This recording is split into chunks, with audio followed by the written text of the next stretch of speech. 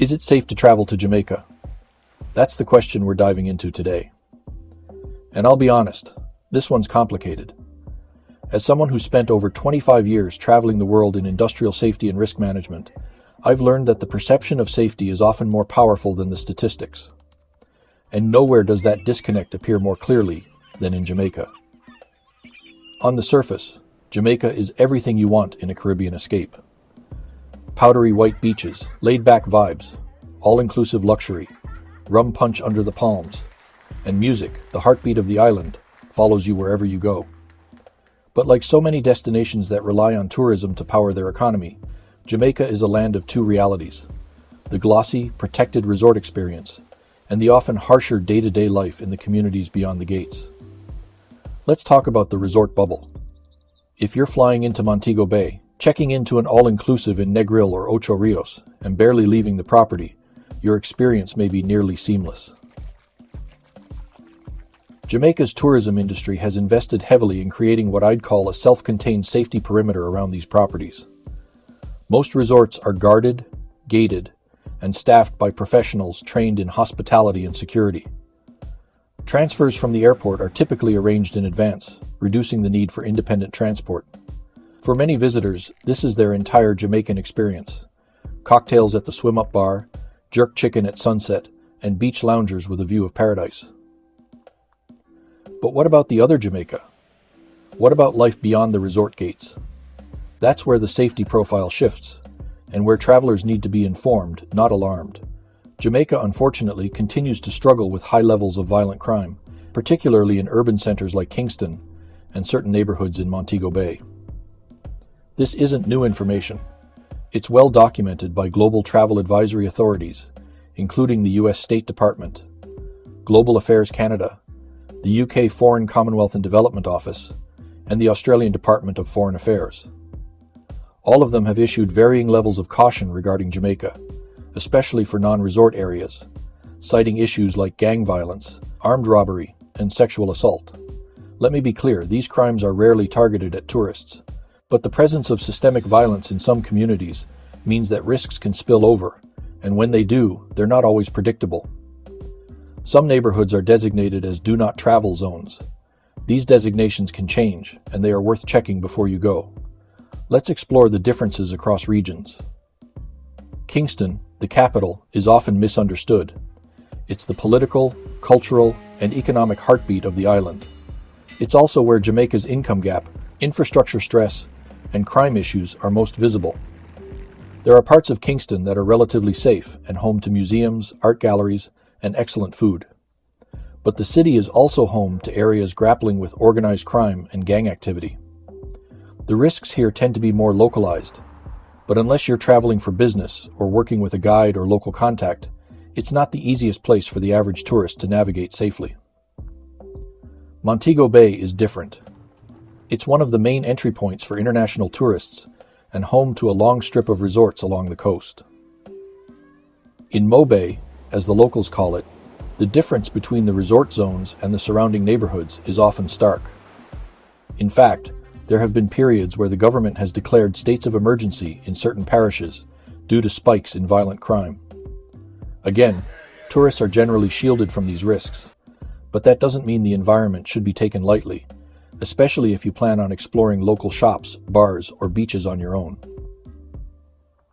Then there's Negril, long known for its relaxed atmosphere, stunning cliffs, and miles of 7 Mile Beach.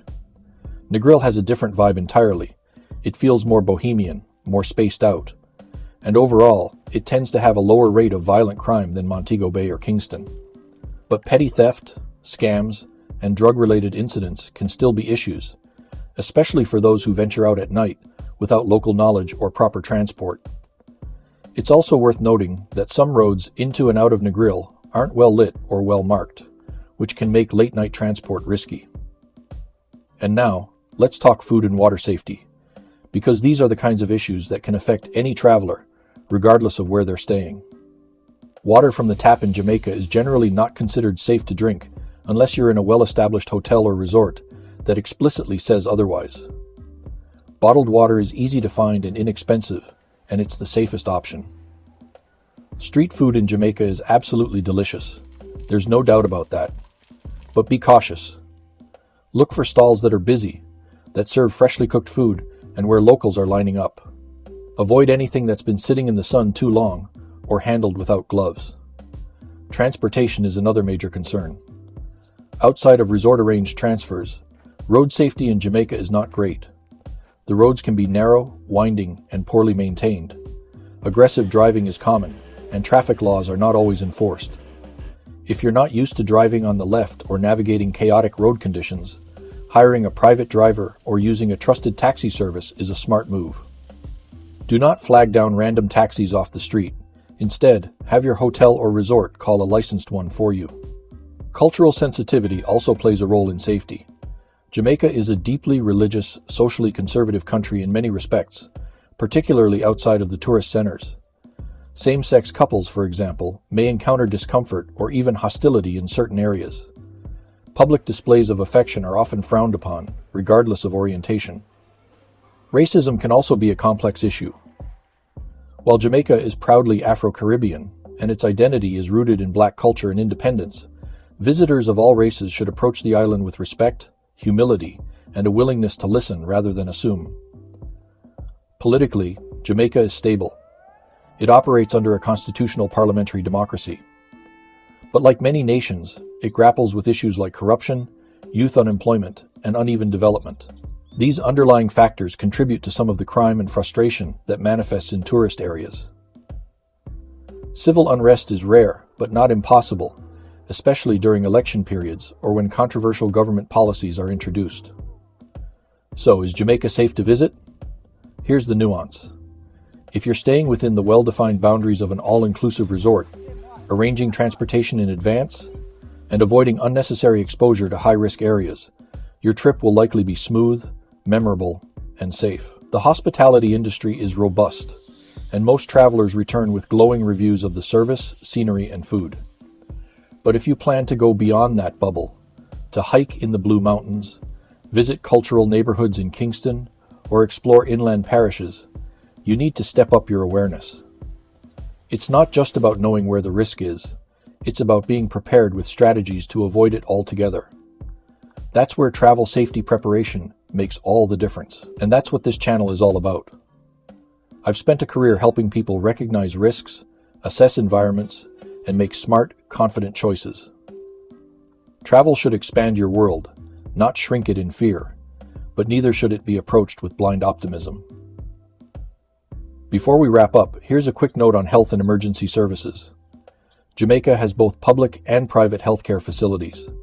The private ones are generally better equipped, but if you're outside of a major city, access can be limited. Always travel with insurance that covers medical evacuation, especially if you have underlying health concerns. Emergency response times can be slow, so prevention is your best defense.